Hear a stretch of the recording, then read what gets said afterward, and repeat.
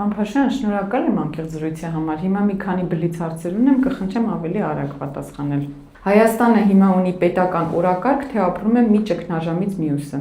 Մի ճգնաժամից մյուսը։ Ձեր կարծիքով այսօր իշխանության ամենամեծ խնդիրը սխալներն են, թե սխալների պատասխանատվությունը չընդունելը։ Երկրորդը։ Չընդունելը։ Չի վերցնում պատասխանատվությունը։ Չէ, երկրորդը։ Ինչն է ձեզ այսօր ամենաշատը անհանգստացնում Հայաստանի ապագայի հետ կապված։ Դա կոմենտ տոնում է, սխալներ բոլորս սխալվում ենք։ Բայց կարող է հասկանաս, որ սխալվել ես, ասած կներեք, սխալվել եմ, անցնենք առաջ։ Ինչն է ձեզ այսօր ամենաշատը անհանգստացնում Հայաստանի ապագայի հետ կապված։ Մեր արժեքների կազմաքանդումը։ Եթե հիմա մեկ խորհուրդ տայիք իշխանությանը, ո՞րն է լինելու։ Մնաք բարով։ Հեռացեք։ Եթե մեկ խորհուրդ տայիք ընդդիմությանը, ո՞րն է լինելու։ Լրջացեք։ Ընդդիմության ամբիցիաների հարցը ո՞նց լուծել։ Դեղեր նշանակել, որ խմեն, հանգստանան եւ դուրս գան այդ բանը փոքրիկ վարչապետի տեխնազուների այդ բանը, այդ բարդույթը հաղթարեն։ Ինչ հանգստացնող դեղեր կան։ Ամա ում նայում ես ամեն մեկը մատնես փոքրիկ վարչապետի տեխնազու։ Եթե հատուկ դեղ կա, կարող եք առաջարկել։ Նա հանգստացնողն է, ոնց է դեղը անում։ Իշխանության ամենամեծ ձախողումը ո՞ր ոլորտում է։ Արտաքին քաղաքական։ Հայաստանը հստակ կարմիր գծեր ունի, թե ոչ։ Հայաստանը ունի կարմիր գծեր, որոնք ամեն օր տեղաշարժվում են։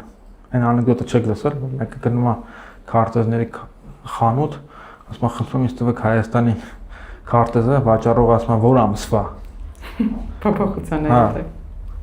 Ցինիկ անեկդոտա, բայց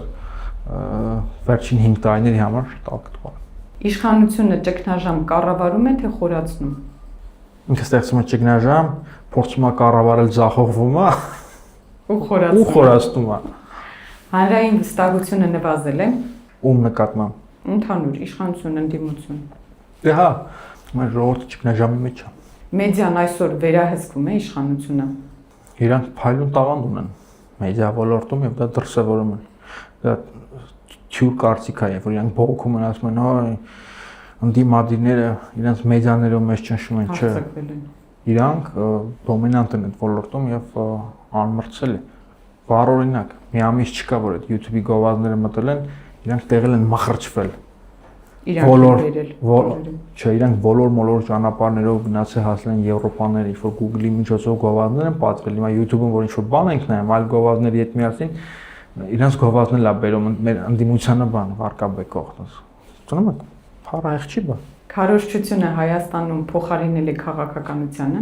Քարոզչությունը քաղաքական գործիք է։ Այս իշխանությունը կառավարում է, թե պարզապես իշխանություն է պահում։ Վայելում։ Նիկոլ Փաշինյանի եւ Աննա Հակոբյանի մի տեսանյութ կոնը կարող եք ինձ ցույց տալ, որտեղ իրենց падավատները չեն երևում։ Չէ։ Բոլոր տեսանյութները երևում են։ Ինչ են ուզում ցույց տալ։ Լավ են ապրում։ Հա, որ իրենք են բարձրաշխարհիկ։ Փաշինյանը ի վիճակի է լուծել խնդիրները, թե արդեն ինքն է դարձել խնդիր։ Ինքը վաղուց արդեն խնդիր է մեր առաջին նախագահը ձևակերպել այդ միտքը, որ ինքը ավելի մեծ սպառնալիք է, քան Թուրքիան եւ Ադրբեջանը։ Ընդդիմությունը պայքարում է, թե պարզապես գոյություն է պահպանում։ Որ ընդդիմությունը։ Հայաստանի Հանրապետություն։ Մենք էլ ենք ընդդիմություն եւ մենք պայքարում ենք։ Այսօր Հայաստանում կա քաղաքական առաջնորդության ճգնաժամ։ Իհարկե կա։ Հայաստանը հիմա ավելի անվտանգ է, քան 5 տարի առաջ։ Ոչ։ Անվտանգությունը միայն ժամանային կրակոցներով չի որոշվում։ Հայաստանը ամեն օր ավելի խոցելի է դառնում։ Ինչ կլինի առաջիկայում քաղաքական փոփոխություն, թե նոր ճգնաժամ Հայաստանի Հանրապետությունում։ Ճգնաժամը վատ բան չի։ Եվ կարա ստեղծարար առաքելություն ունենա։ Թող քաղաքական փոփոխությունը բերի նոր ճգնաժամ, որը կապահովի մեր վերածնունդը, այսինքն ռենեսանսը։ Շնորհակալ եմ, պարոն Փաշյան, հետաքրքիր զրույցի։ Ես եմ շնորհակալ։ Արմլու լրատվականի հարգելի հետևորդներ, մենք կհանդիպենք, մենք զրուցում էինք լրագրող պատմաբան Կարպիս Փաշոյանի հետ։